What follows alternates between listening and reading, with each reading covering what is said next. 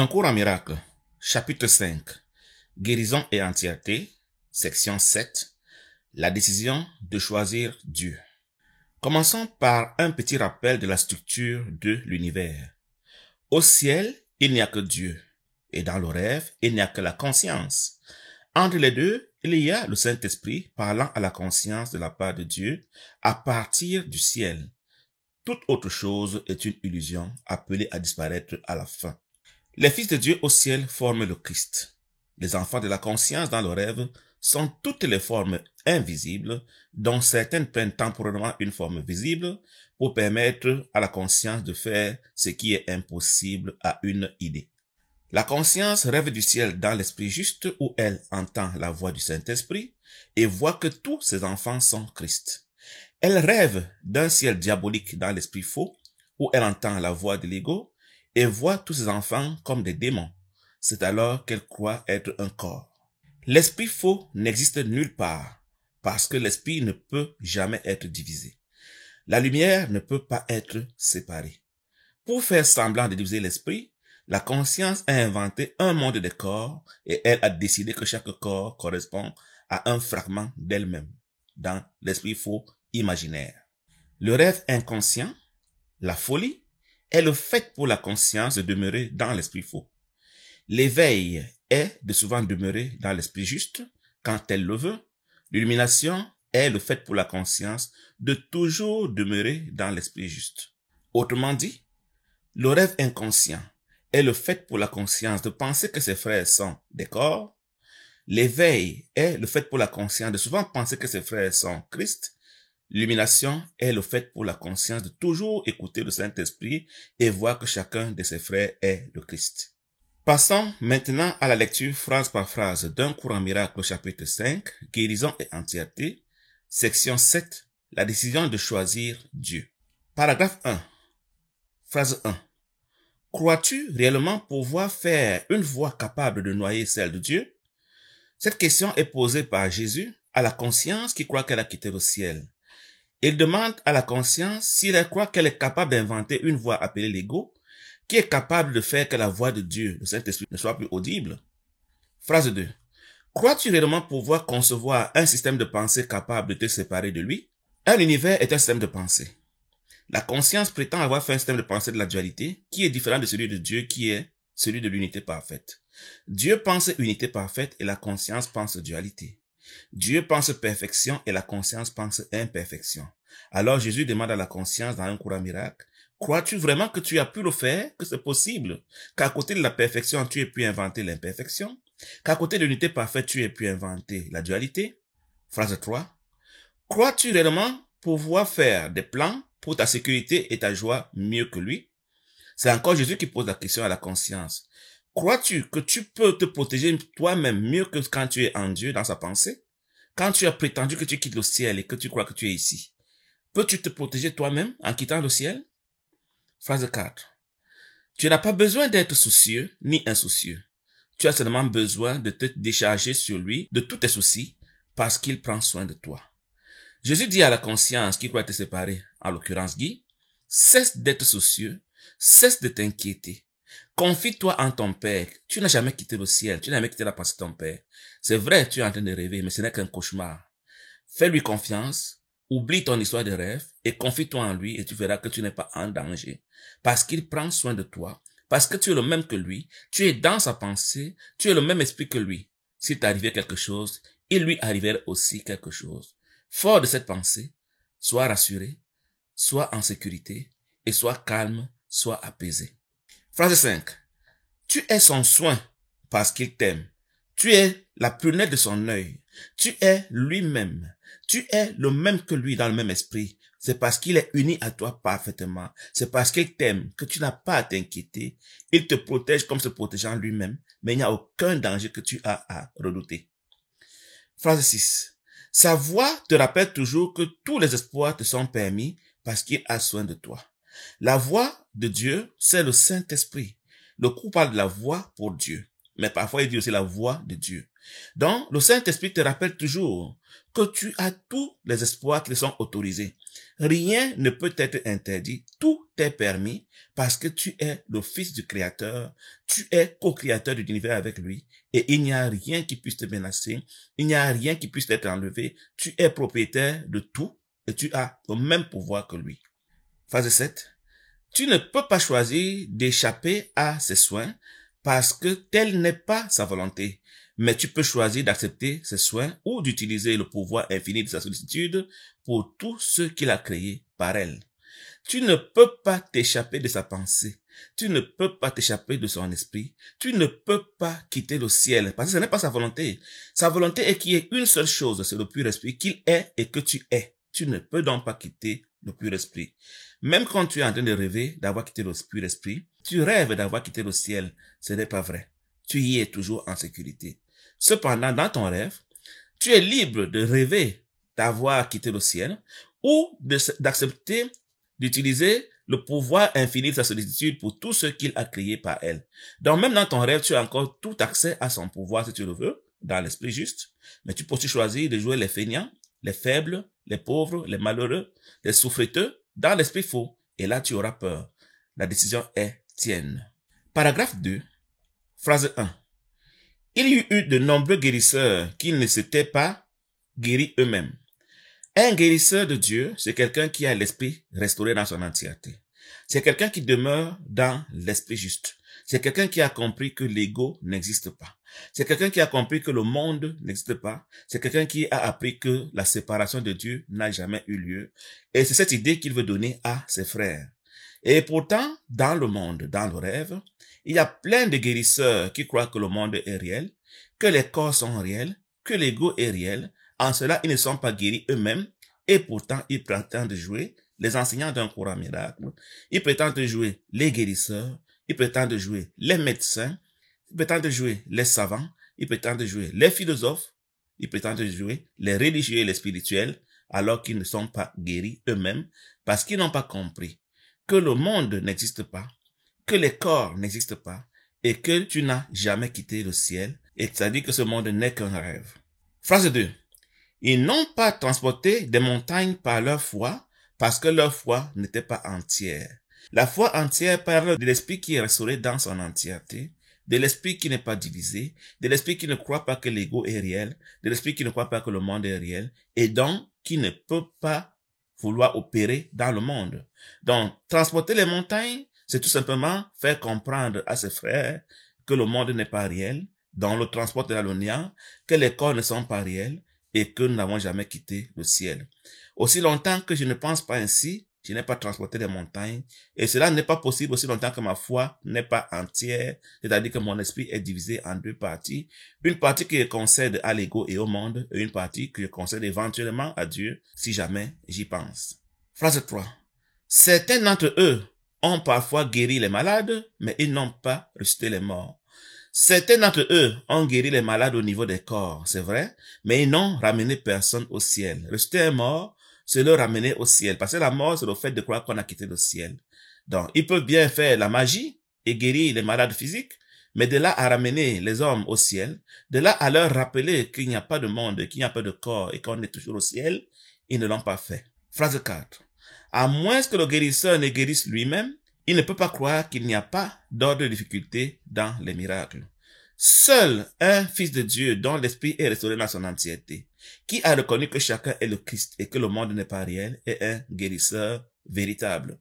Donc, aussi longtemps que le guérisseur n'est pas guéri lui-même, aussi longtemps qu'il croit que le monde est réel, il va croire qu'il y a la hiérarchie, il va croire qu'il y a les opposés, il va croire qu'il y a la séparation, il va croire qu'il y a les niveaux et les grades. Du coup, il ne peut pas comprendre que le Saint-Esprit ne reconnaît pas les niveaux. Quand on dit qu'il n'y a pas une difficulté dans les miracles, ça veut dire que tous les fils de Dieu ont le même pouvoir et que toute autre chose est la même illusion. Peu importe que ce soit un grain de sable ou un tigre ou alors un dragon, pour le Saint-Esprit, c'est la même illusion. En cela, il n'y a pas de niveau dans le système de pensée du Saint-Esprit, ni au ciel, ni dans le rêve. Phrase 5.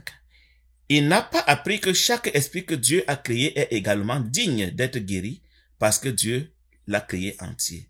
Donc, un guérisseur non guéri n'a pas compris que chaque esprit que Dieu a créé est déjà guéri, est déjà entier, est déjà au ciel, ne peut pas avoir l'ego, ne peut pas être un corps, n'a donc pas de besoin de soins au niveau du corps, n'a pas besoin de soins énergétiques, n'a pas besoin de soins dans le monde. Tout ce dont il a besoin, c'est qu'on lui rappelle qu'il est au ciel, qu'il n'a jamais quitté et donc qu'il est entier. Donc, le guérisseur non guéri va nous appliquer les soins énergétiques, va nous appliquer les soins physiologiques, va nous appliquer les soins psychologiques, va nous appliquer les soins physiques. Alors que le guérisseur guéri va tout simplement rappeler au Fils de Dieu que tout ce qu'il est en train de voir et tout ce dont il fait l'expérience ici n'est pas réel. C'est un rêve. Il a simplement besoin de retourner au ciel, de se tourner vers son Père pour s'identifier à lui afin que tous ses problèmes soient résolus. Ce sera un guérisseur guéri, ce sera un faiseur de miracles. Phrase 6. Il t'est simplement demandé de rendre à Dieu l'esprit tel qu'il l'a créé.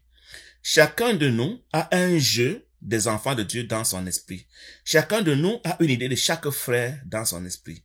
Quand nous décédons, nous partons avec les idées que nous avons de tous nos frères. Si ces idées ne sont pas Christ, alors Dieu ne peut pas nous accepter au ciel, parce que nous transportons dans notre esprit des démons. Ou c'est Christ, ou c'est le démon, il n'y a pas d'alternative. Il est question pour toi simplement d'accepter que tous tes frères sont Christ et qu'aucun d'eux n'est démon pour que tu puisses retourner au ciel. C'est tout ce que Dieu te demande. C'est ce qu'il entend par « Rends-moi mon fils tel que je l'ai donné ». Je ne t'ai donné que le Christ, je ne t'ai pas donné des démons. Comment se fait-il que dans ton esprit maintenant tu as des démons? En cela, je ne peux pas t'accepter au ciel. Donc pour retourner au ciel, pour être illuminé, ça coûte une seule chose, c'est transformer tous les démons que j'avais inventés dans mon esprit en Christ. C'est accepter que chacun de mes frères est Christ et qu'il n'y a rien d'autre dans mon esprit. Phrase 7. Il te demande uniquement ce qu'il t'a donné, connaissant que ce don te guérira. Donc Dieu te demande seulement ce qu'il t'a donné. Il t'a donné seulement le Christ. Il t'a créé pour partager le Christ avec lui. Il ne t'a pas donné la matière. Il t'a pas donné les choses. Il t'a pas donné les démons. Il t'a pas donné Satan. Il t'a pas donné l'enfer.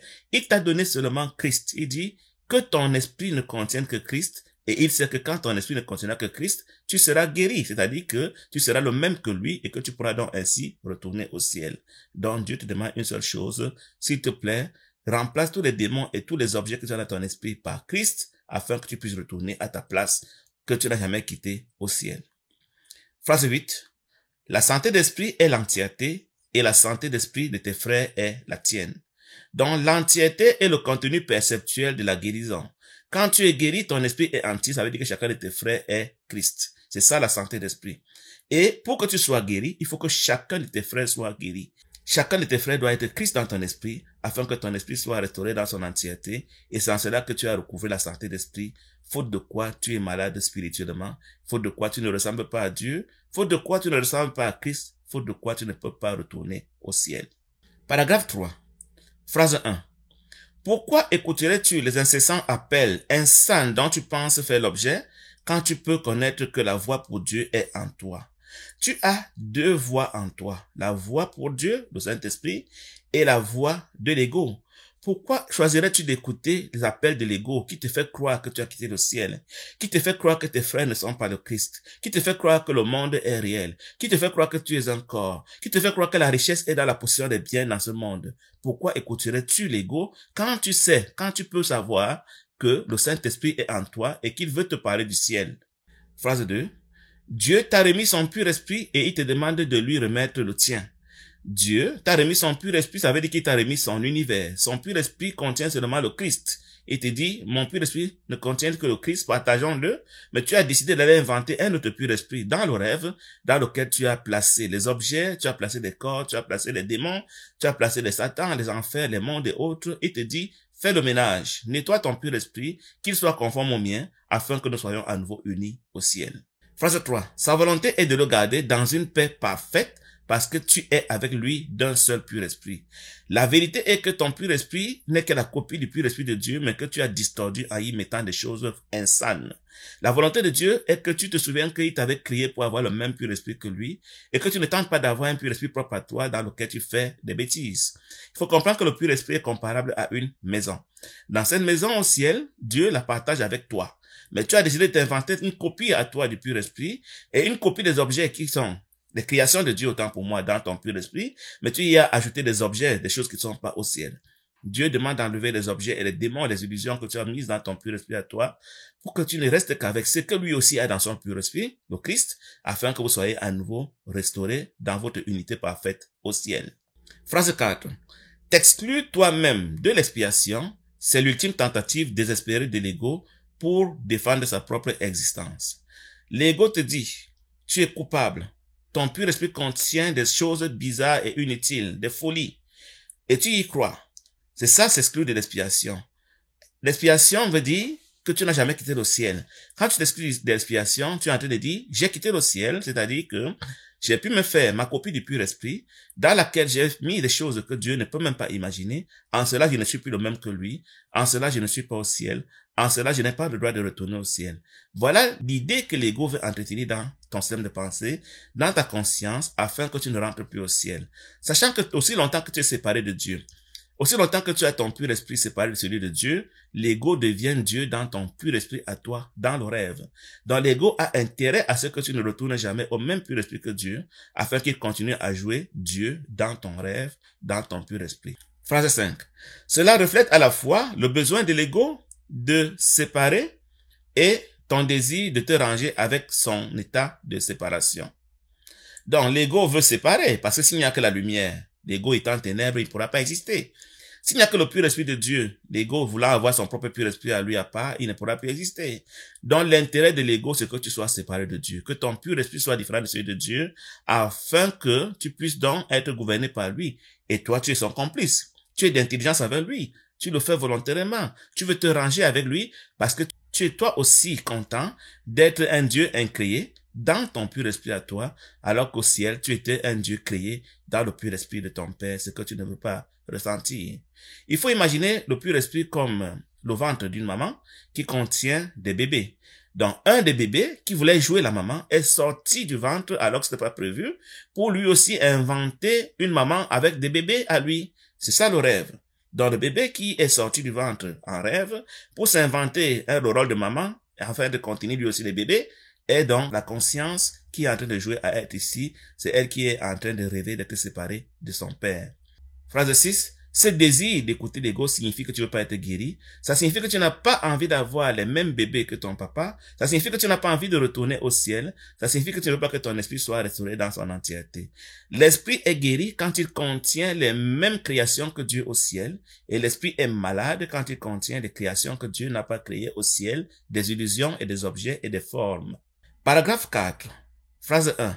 Mais le temps de ton salut est maintenant. Phrase 2.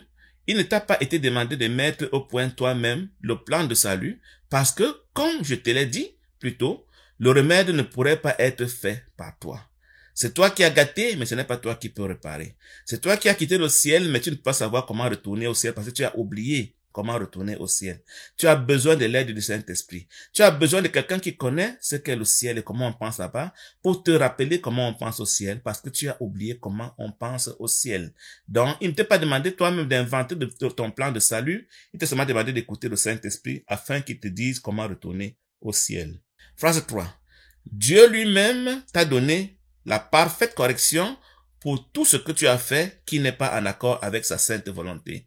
En le Saint-Esprit, Dieu t'a donné le correcteur, l'enseignant, la correction, pour qu'il te corrige, pour qu'il rectifie toutes les erreurs que tu as faites, qu'il enlève, qu'il défasse toute la poubelle que tu as mis dans ton esprit, afin que ton esprit ne contienne plus que le Christ, et ainsi que tu sois en accord avec sa sainte volonté, qui est que tu sois le même que lui. Phrase 4. Je te rends son plan parfaitement explicite. Je te dirai aussi quel est ton rôle et quelle urgence il y a à le remplir. Dans cette entreprise de retour au ciel d'illumination, tu as une part de travail à faire. Je vais te le dire de manière explicite. Je vais te dire quel est ton rôle dans ce projet, mais tu n'es pas le chef de projet. Le Saint-Esprit est le chef de projet. Tu dois l'appeler à l'aide quand tu voudras retourner au ciel. Phrase 5. Dieu pleure sur le sacrifice de ses enfants qui se croient perdus pour lui. Quand le cours parle de Dieu en rapport avec le rêve, c'est toujours le Saint-Esprit. Donc, le Saint-Esprit est le représentant de Dieu dans le rêve. Ici donc, c'est le Saint-Esprit qui pleure pour ces frères qui croient qu'ils sont vraiment séparés de Dieu, qui ont oublié le chemin de retour au ciel et qui ne veulent qu'une chose, leur rappeler comment retourner à la maison, retourner au foyer pour entrer à nouveau dans leur héritage qu'ils ne peuvent pas perdre. Paragraphe 5. Phrase 1. Chaque fois que tu n'es pas entièrement joyeux, c'est que tu as réagi avec un manque d'amour à l'une des créations de Dieu. Chacun de tes frères est le même que toi. Quand tu réagis par manque d'amour envers un frère, tu as pensé qu'il n'est pas le même que toi. En cela, tu as quitté l'esprit juste. Donc, dans l'esprit juste, tous les frères sont les mêmes et tu ne peux que aimer ton frère comme toi-même parce qu'il est le même que toi-même. Chaque fois que tu te comportes comme si ton frère n'était pas toi-même, tu as basculé dans l'esprit faux où la joie est impossible. Donc, si tu manques de paix, si tu manques d'amour, c'est un signe que tu as regardé à ton frère comme n'étant pas le même que toi. C'est un signe que tu as quitté l'esprit juste. C'est un signe que tu t'es mis sous l'autorité de l'ego. C'est un signe que tu crois que tu as quitté le ciel. C'est un signe que tu es en train de faire le rêve inconscient. Paragraphe 2. Percevant cela comme un péché, tu te mets sur la défensive parce que tu t'attends à être attaqué. Du coup, tu t'es inventé un adversaire, un opposant, quelqu'un qui peut te combattre, et tu perçois cela comme un péché. Et c'est vrai parce que tu crois que tu t'es séparé de ton frère. Le péché dans un courant miracle, c'est la séparation. Donc, une fois que tu t'es séparé de ton frère et que tu t'imagines qu'il est devenu ton adversaire, tu te places en mode défensive parce que tu t'attends à ce qu'il t'attaque, qu'il devienne pour toi une source de danger possible. Phase 3. La décision de réagir de cette façon t'appartient et elle peut donc être défaite. Je te rappelle que tout cela n'est qu'un scénario que tu t'inventes. C'est la conscience qui décide de penser ainsi. En vérité, ton frère sera toujours le même que toi. Il ne peut pas être différent de toi. Il ne peut pas être séparé de toi. Mais c'est la conscience qui peut décider d'imaginer que ton frère n'est plus le même que toi et du coup vous mettre en position de combat et de conflit et cela te cause la peur, cela te cause la culpabilité, cela te met en mode défense parce que tu attends à ce que ton frère éventuellement puisse t'attaquer. C'est un délire, c'est un cauchemar, c'est de la folie. Cela n'est pas possible. Phrase 4. Elle ne peut pas être défaite par le repentir au sens habituel parce que cela implique de la culpabilité. Il ne s'agit pas pour toi de dire, mon frère, je sais que tu m'as fait du mal, mais je te pardonne. Non. Ou alors, mon frère, j'ai mal fait contre toi, alors pardonne-moi. Non. C'est pas de ce repentir qu'il s'agit. Il s'agit de tout simplement reconnaître que la séparation de ton frère est impossible. Tu as déliré en pensant qu'il n'est pas le même que toi, en le regardant avec manque d'amour, c'était une erreur de ta part, mais c'était pas un péché. Et du coup, tu renonces simplement à penser ainsi et l'affaire est classée. C'est ça le pardon du Saint-Esprit. Un pardon qui reconnaît qu'il ne s'est rien passé. Tu t'étais simplement trompé. Tu avais commis une erreur, mais ce n'était pas un péché. Phrase 5. Si tu te permets de te sentir coupable, tu renforceras l'erreur plutôt que de lui permettre d'être défaite pour toi. Donc, si tu te permets de te sentir coupable, tu es en train de dire, j'ai vraiment regardé mon frère avec manque d'amour parce que nous sommes séparés. Mon frère est vraiment séparé de moi, donc je suis coupable de l'avoir attaqué. Ce faisant, j'ai dit au Saint-Esprit, écoute, je ne suis plus avec toi, je suis dans l'esprit faux. Laisse l'ego gérer ma relation avec mon frère et le Saint-Esprit ne pourra plus donc défaire l'erreur que j'ai faite parce que je considère que l'erreur est réelle. Mais si je me souviens que l'erreur n'est pas réelle, il peut dire au Saint-Esprit, donne-moi la paix et donne la paix à mon frère parce qu'en vérité, on n'a jamais été séparés. Je me suis simplement trompé. Donc la culpabilité dit au Saint-Esprit, out. Je n'ai pas besoin de ton service. L'ego s'occupe de moi. Alors que l'innocence inhérente au Fils de Dieu permet au Saint-Esprit de te renforcer dans cette paix et te donner de te apaiser. Ce sera l'expiation. Paragraphe 6, phrase 1. La décision ne peut pas être difficile. La décision de reconnaître que tu ne peux pas être séparé de ton frère ne peut pas être difficile. Il suffit de comprendre qu'un esprit ne peut jamais être divisé. Il suffit de comprendre que la lumière, qui est le symbole de l'esprit, ne peut jamais être divisée. Surtout qu'il n'y a rien d'autre que la lumière. Si tu penses ainsi, tu comprendras que tu peux facilement te souvenir que c'était simplement une erreur que tu avais commise à regarder ton frère sans amour. Mais cela est impossible. Cela ne s'est pas réellement passé. Si quelque chose s'est passé au niveau des corps, les corps ne sont pas ton frère et toi. Vous êtes le pur esprit, indivisible et rien ne s'est passé à ce niveau. Phrase 2. Cela est évident quand tu te rends compte que tu dois déjà avoir décidé de ne pas être entièrement joyeux si tu ne l'es pas. Donc, si jamais il t'arrivait donc de persévérer dans l'idée de la culpabilité, c'est que tu as décidé simplement de ne pas être joyeux. Mais je ne peux pas t'aider autrement qu'à te dire que la lumière, l'esprit ne peut pas être divisé, le pur esprit que tu es ne peut pas être divisé, tu es le même pur esprit que ton frère. Phrase 3. Par conséquent, la première étape pour défaire consiste à reconnaître que tu as pris activement la mauvaise décision, mais que tu peux aussi activement prendre une autre décision.